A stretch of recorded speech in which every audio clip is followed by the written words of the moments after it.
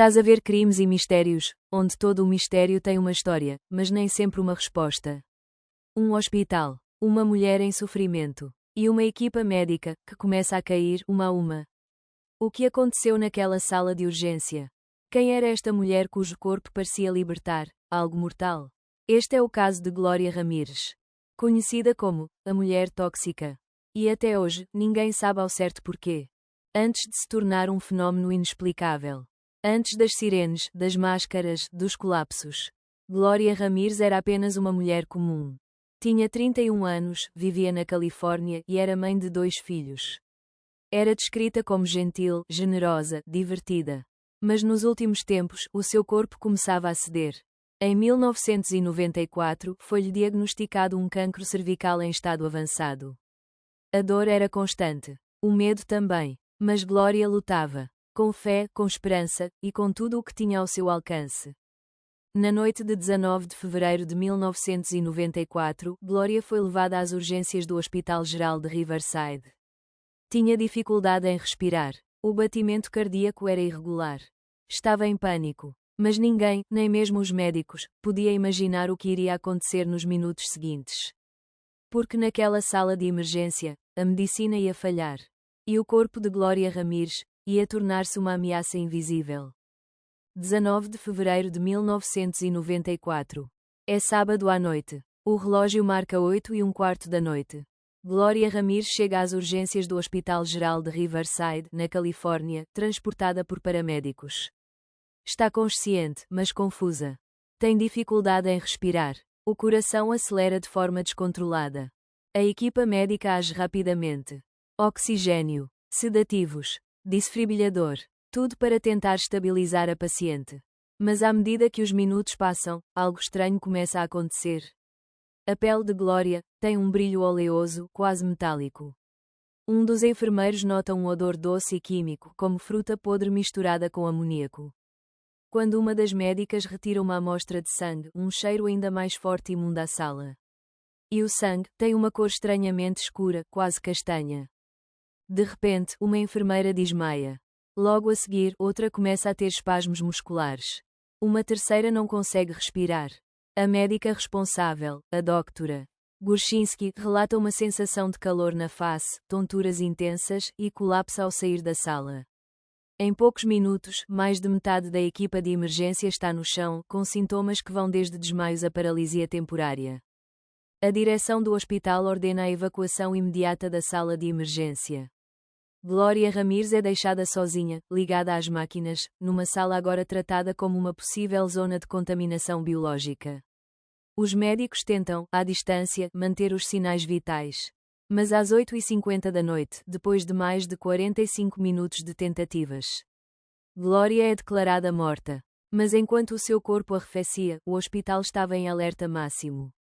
O que saiu de dentro de Glória Ramírez estava a afetar todos à sua volta. E ninguém sabia explicar porquê. Glória Ramírez foi declarada morta às 8:50 da noite, no Hospital Geral de Riverside. Mas a história dela estava longe de terminar. Porque nas horas e dias seguintes, os profissionais que a tentaram salvar começaram a apresentar sintomas que ninguém conseguia explicar. A enfermeira Susan Kane desmaiou minutos após abrir a seringa. A Dra. Julie Gurshinsky, uma das médicas mais experientes, começou a tremer, perdeu o controle muscular e desenvolveu necrose óssea em ambos os joelhos. Outro funcionário relatou visão turva, dores no peito, náuseas extremas. Ao todo, 23 profissionais de saúde foram afetados naquela noite. E 5 deles precisaram de internamento. Num hospital, onde ninguém queria tocar no corpo da paciente. As primeiras hipóteses foram alarmantes: vazamento químico, exposição a gás venenoso, contaminação radioativa. Mas os sensores do hospital não detectaram nada incomum. Não havia químicos no ar. Não havia radiação. Nenhuma toxina conhecida. E mesmo assim, as pessoas estavam a cair. O corpo de Glória foi selado num caixão especial de alumínio. Foi armazenado com camadas de plástico. Ninguém se aproximava sem fato biológico completo.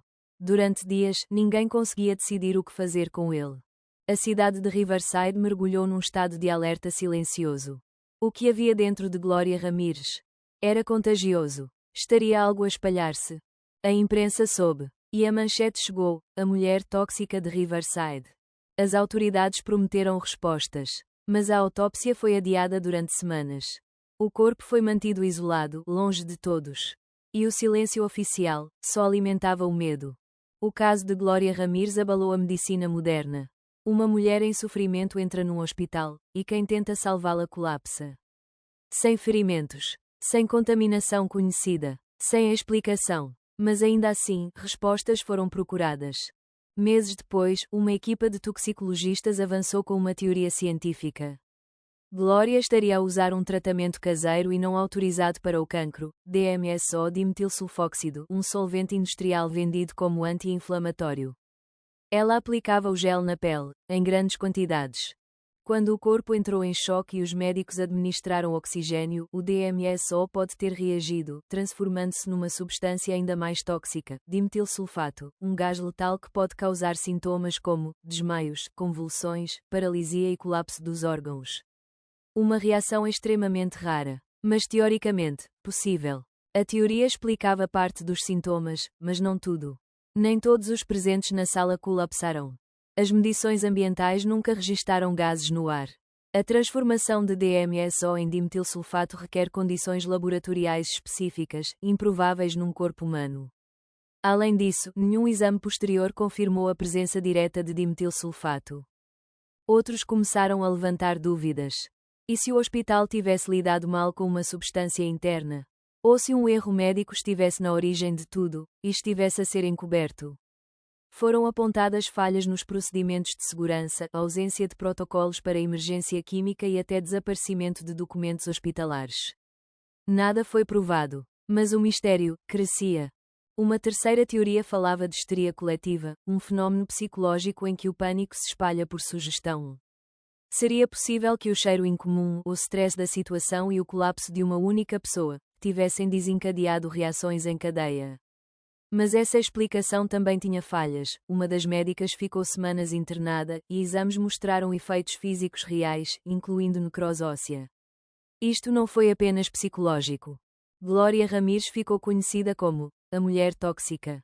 Mas talvez o mais tóxico neste caso tenha sido o silêncio. As falhas. E as perguntas que ninguém conseguiu responder. Glória Ramírez morreu a 19 de fevereiro de 1994. Tinha 31 anos. Deixou 2 filhos. E uma pergunta, que nunca foi respondida. O que havia no seu corpo? O que aconteceu naquela sala? E por que é que ninguém, nem a ciência, conseguiu explicar tudo? Foi assim que ficou conhecida. Mas Glória não era uma experiência científica. Era uma mulher real. Com dores. Com medo. Com fé. E com esperança de sobreviver. Talvez tenha sido um acidente químico raro. Talvez uma falha médica. Ou talvez algo que ainda não conseguimos compreender. Mas uma coisa é certa, a história de Glória Ramírez continua a assombrar quem a ouviu. Este foi mais um episódio de Crimes e Mistérios, onde todo o mistério tem uma história, mas nem sempre uma resposta. E se este caso te deixou tão intrigado quanto a nós, partilha-o com quem adora mergulhar em histórias reais, obscuras e sem explicação. Deixa-nos o teu comentário. O que achas que aconteceu com Glória Ramírez? Foi um acidente químico, um erro médico, ou algo mais estranho? Escreve a tua teoria aí em baixo. E não te esqueças de subscrever o canal, porque todas as semanas trazemos novos episódios que te vão prender do início ao fim. Ativa as notificações, partilha com amigos e deixa o teu gosto se gostas de verdadeiros mistérios. Porque por vezes, a única forma de manter estas histórias vivas é continuar a falá-las.